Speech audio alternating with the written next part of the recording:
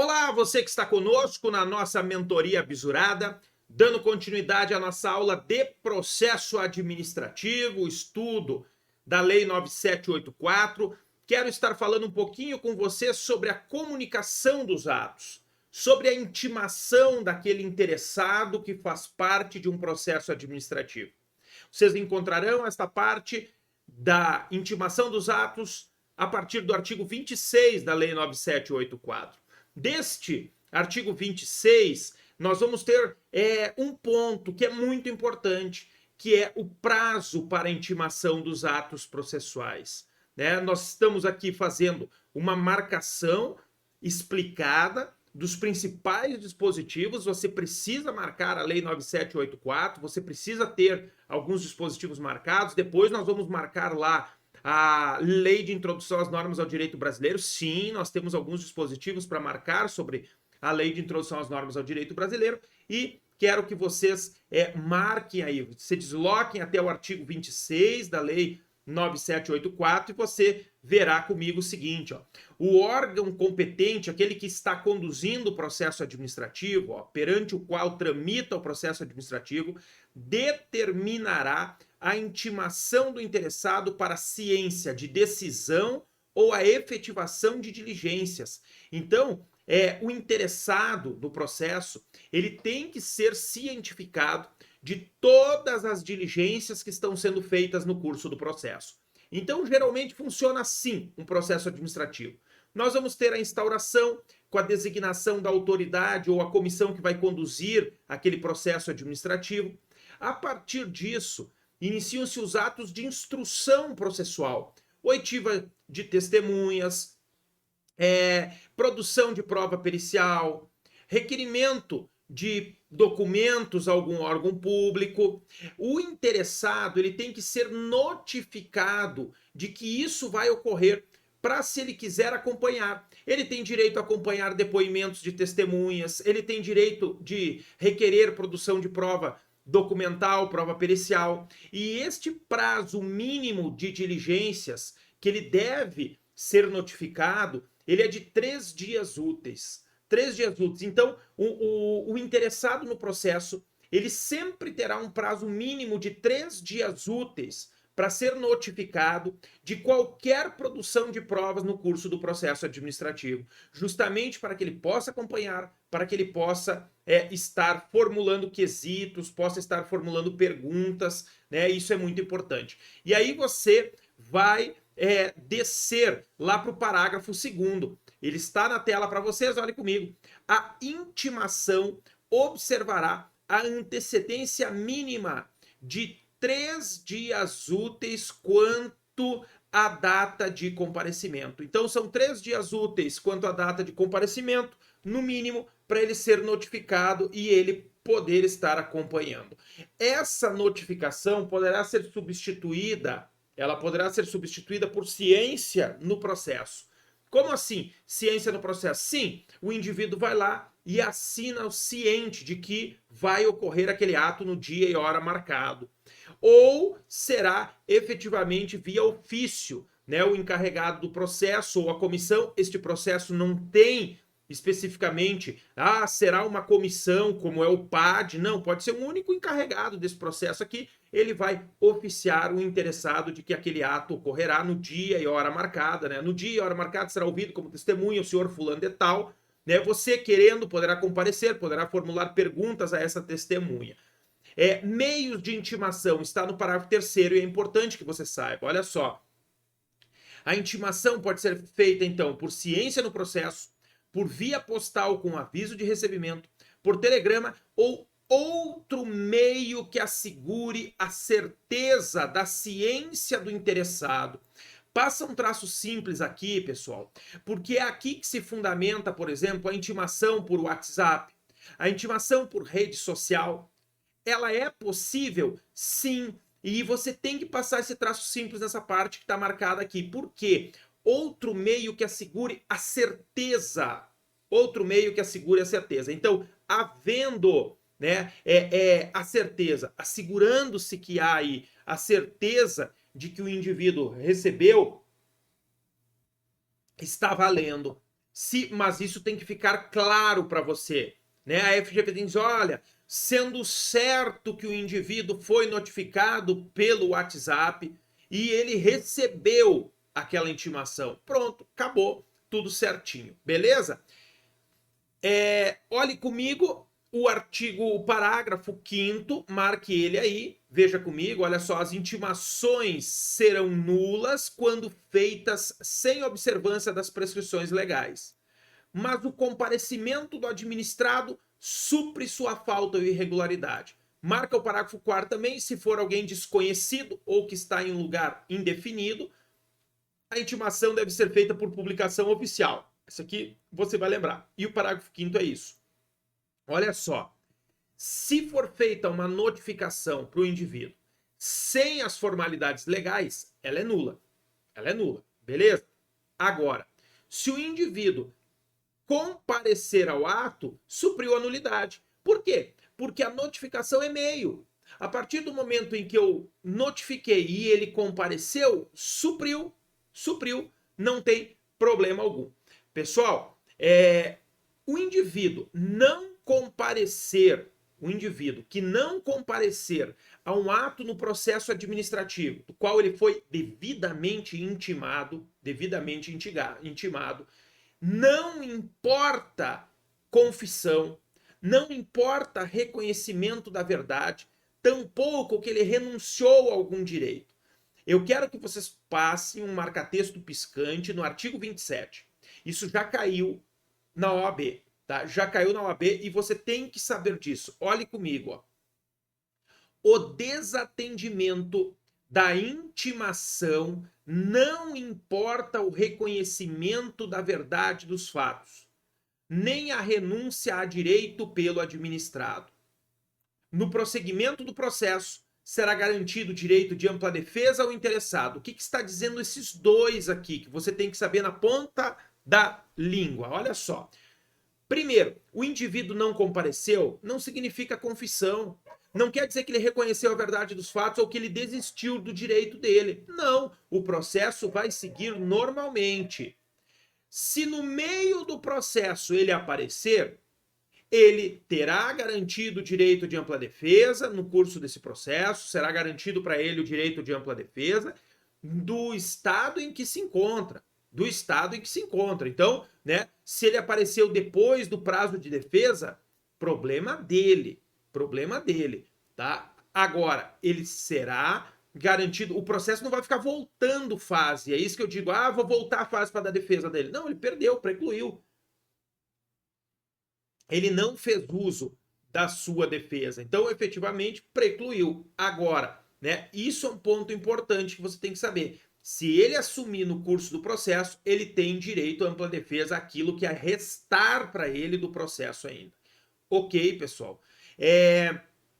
Olha só, marca o artigo 28 também, tá? Que vai dizer, devem ser objeto de intimação os atos do processo que resultem para o interessado em imposição de deveres, ônus, sanções ou restrição ao exercício de direitos e atividades e os atos de outra natureza de seu interesse. Então, todos os atos que objetive, né, gravame para o indivíduo, serão objetos de notificação para ele. Ele sempre será notificado desses atos que possam vir a resultar em algum gravame para ele. Ok, pessoal? Próximo artigo que nós vamos marcar, o artigo 30, que já é dentro da instrução processual. Olha o que nós temos no artigo 30. São inadmissíveis no processo administrativo as provas obtidas por meio ilícito. Então, se uma prova for obtida de forma ilícita, se a FGV colocar isso no processo, né, que ocorreu um processo administrativo, uma das provas, né, foi obtida ilicitamente, ela deverá ser desconsiderada, tá? Desconsiderada. Consulta pública. Eu quero que vocês marquem o artigo 31 e já segurem aí com uma mão a Lei de Introdução às Normas ao Direito Brasileiro. Deixa eu pegar aqui a Lei de Introdução às Normas do Direito Brasileiro, para que vocês venham a estar atentos, tá? Para estar atentos. Olha só, deixa eu pegar aqui lá para o nosso artigo 29. Desce para o artigo 31 da Lei 9784. Olha só, está na tela para você. Quando a matéria do processo envolver assunto de interesse geral, o órgão competente poderá, mediante despacho motivado, abrir período de consulta pública para manifestação de terceiros, antes da decisão do pedido, se não houver prejuízo para a parte interessada. O que está dizendo aqui? Olha, quando houver um assunto de interesse geral, a autoridade competente pode abrir o processo para consulta pública. O que é essa consulta pública? Para a comunidade dar a sua opinião, para a comunidade, né, opinar, sugerir alterações, mudanças naquele ato. Aqui no artigo 31 da Lei 9784, você vai colocar um vide. Vide art. 29 da Lei de Introdução às Normas ao Direito Brasileiro, da LINDB, tá? Olha aqui o que diz o artigo 29 da LINT, agora estamos na LINT. Em qualquer órgão ou poder, a edição de atos normativos por autoridade administrativa, salvo os de mera organização interna, poderá ser precedida de consulta pública para manifestação de interessados, preferencialmente por meio eletrônico, a qual será considerada na decisão. Então, olha só, aqui nós estamos diante de ato normativo por autoridade administrativa, tipo um decreto, uma portaria, uma instrução normativa. Aqui na Lei 9784 vai dizer que quando a matéria do processo envolver assunto de interesse geral, Então você vai botar um vídeo para esse artigo 26 e você vai aqui na Lei de Introdução às Normas ao Direito Brasileiro, que nós estamos agora, subir para o artigo 26. Olha o que vai dizer também o artigo 26, ó. Olha só o artigo 26, ó. Para eliminar irregularidade, incerteza jurídica ou situação contenciosa na aplicação do direito público, inclusive no caso de expedição de licença, a autoridade administrativa poderá, após oitiva do órgão jurídico e, quando for o caso, após realização de consulta pública e presentes razões de relevante interesse geral, celebrar compromisso com os interessados, observada a legislação aplicável, o qual só produzirá efeitos a partir de sua publicação oficial. Então, o artigo 26 também prevê a possibilidade de, e aí você passa um traço simples aqui embaixo, ó, de realização de consulta pública para eliminar irregularidade, incerteza jurídica ou situação conflituosa na aplicação do direito público. Pode convocar uma consulta pública para estar eliminando aí qualquer situação que possa colocar em dúvida, que possa trazer dúvida para a administração. Bota um vide aqui no artigo 31 da Lei 9784, esse que está na tela, você também coloca um vide art. 26 da LINDB. Beleza, gente? Tá? Eu quero que você marque a audiência pública no artigo 32. Olha na tela comigo. Antes da tomada de decisão, a juízo da autoridade, diante da relevância da questão, poderá ser realizada audiência pública para debate sobre a matéria do processo. Então, sempre que for uma matéria relevante, se a autoridade competente entender conveniente e oportunidade, que há conveniência e oportunidade, ela pode convocar. Veja, existe direito subjetivo de alguém para esta audiência pública? Claro que não. Está aqui, ó, a juízo da autoridade, juízo de conveniência e oportunidade. Se ela entender que é conveniente e oportuno colocar aquela audiência pública, fazer aquela audiência pública, ela poderá fazer. Se ela entender que não há conveniência e oportunidade, ela não vai fazer. Então, está aqui nesse artigo 32. Ok, pessoal? Deixa eu pegar aqui para nós descermos para o artigo 38. No 38 estão os direitos. 38 estão os direitos do interessado. Esse artigo 38 objetiva conferir a ampla defesa e o contraditório para ele. Olhe comigo, ó. Passa marca-texto aí. O interessado poderá, na fase instrutória e antes da tomada da decisão, juntar documentos e pareceres, requerer diligências e perícias, bem como aduzir alegações referentes à matéria objeto do processo. Ele tem o direito de produção de provas para externar o seu direito. Ele pode requerer, como eu falei, perícias, pode indicar testemunhas, ele pode fazer tudo o que for necessário para a sua defesa. Quero que vocês desçam para o artigo 40. Este artigo 40 também é importante para a instrução do processo, para a produção de provas. Olha o que vai dizer nele. Quando dados, atuações ou documentos solicitados ao interessado forem necessários à apreciação de pedido formulado, o não atendimento no prazo fixado pela administração para a respectiva apresentação implicará arquivamento do processo. A pergunta que pode cair é o seguinte: o João é interessado no processo, fez um requerimento de um direito seu. No curso do processo, a administração regularmente o notificou para que ele apresentasse um documento comprobatório dele, certidão, documento dele que ele está pedindo. João silenciou, não apresentou o documento. A administração poderá arquivar o processo? Sim, está aqui, documento de interesse dele. Olhe novamente comigo. Ó. Quando dados, atuações ou documentos solicitados ao interessado forem necessários para apreciação do pedido formulado, o não atendimento no prazo fixado pela administração para a respectiva apresentação implicará arquivamento no processo. Esse artigo 40 tem que estar com marca-texto piscante. Isso acontece muito.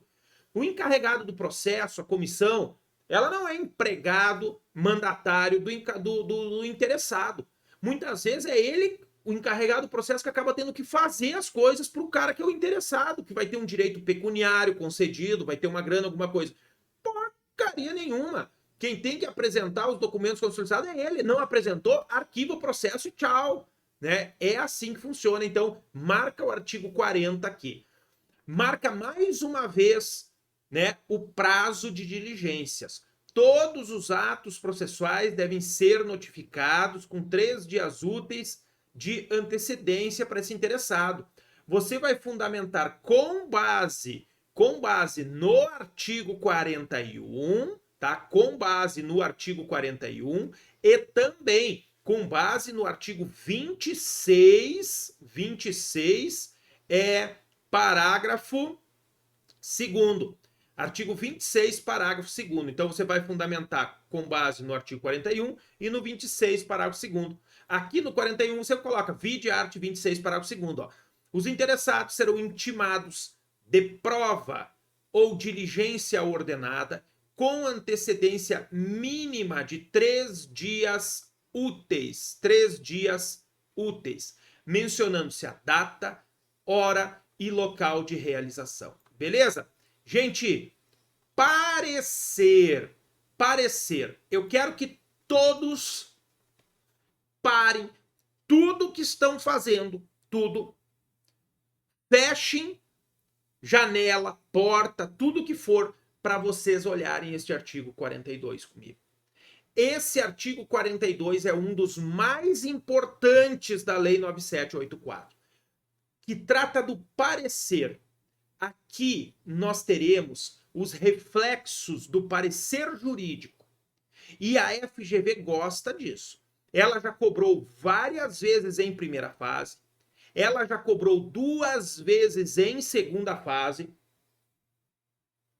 e você tem que saber o que acontece no caso de não emissão de parecer que for obrigatório, vinculante, parecer que não for obrigatório. Olhe o artigo 42 e você tem que lembrar dele na hora da prova. Esse tem que passar marca-texto piscante mesmo. Quando deva ser obrigatoriamente, então aqui nós estamos com parecer obrigatório, como de licitações e contratos, ó. Licitações e contratos, parecer obrigatório. Quando deva ser obrigatoriamente ouvido um órgão consultivo, o parecer deverá ser emitido no prazo máximo de 15 dias, salvo norma especial ou comprovada necessidade de maior prazo. Então, 15 dias para emitir o parecer. Olha o parágrafo primeiro. Se um parecer obrigatório e vinculante, deixar de ser emitido no prazo fixado, o processo não terá seguimento até a respectiva apresentação, responsabilizando-se quem deu causa ao atraso. Olha só, gente, se for obrigatório e não vinculante, o processo anda, vai estar no parágrafo 2º. Se for obrigatório e vinculante, o processo não andará. Não andará. Passa traço simples aqui, ó. O processo não terá seguimento. Passa traço simples aqui, obrigatório e vinculante. Isso está na Lei 9784, na Lei do Processo Administrativo Federal. Olhe comigo o parágrafo 2º. Se um parecer obrigatório e não vinculante, aqui você vai passar um traço simples, ó, obrigatório e não vinculante, deixar de ser emitido no prazo fixado, o processo poderá ter prosseguimento e ser decidido com sua dispensa, sem prejuízo da responsabilidade de quem se omitiu no atendimento. Aqui é o exemplo de licitações e contratos. Licitações e contratos, o parecer é obrigatório e não vinculante. Não vinculante. Não vindo no prazo, pode ter prosseguimento, porque ele é obrigatório e não vinculante. Olhe comigo então, ó. Artigo 42, caput, parágrafo 1º e parágrafo 2º tem que estar marcado com algo especial para você não perder de jeito nenhum. Falou em parecer jurídico e seus efeitos, se foi emitido, se não foi emitido, aqui nós teremos, tá, essa disposição. Ok, pessoal? Beleza? Tá? Tranquilo? Vamos seguir para o artigo 44, prazo de defesa. Prazo de defesa. Olha só o que diz o artigo 44. Encerrada a instrução, então, instrui o processo com toda a produção de provas. A partir do momento em que encerra a instrução, eu tenho que notificar o indivíduo para apresentar defesa. Essa defesa são as chamadas alegações finais. Estão aqui no artigo 44. Encerrada a instrução, terminada a instrução do processo, o interessado terá o direito de manifestar-se no prazo máximo de 10 dias, salvo se outro prazo for legalmente fixado. 10 dias corridos. Lá, a notificação para as diligências, 3 dias úteis. Aqui, 10 dias corridos. Se cair algum problema em que a comissão ou o encarregado conduziu o processo administrativo, instruiu, chegou ao final da fase instrutória, o interessado tem que ser notificado para apresentar defesa? Tem que ser? Sim, tem que ser notificado para apresentar defesa. Certinho? Vamos dar continuidade aqui. Olha só. Medidas cautelares administrativas. Previsão aqui no artigo 45. O que são as medidas cautelares administrativas? Decorrem do poder poder, dever geral de cautela do administrador público. Poder, dever geral de cautela do administrador público. Veja comigo. Em caso de risco iminente, a administração pública poderá motivadamente adotar providências acauteladoras sem a prévia manifestação do interessado. Medidas cautelares, medidas acauteladoras. Veja na tela comigo, olha só.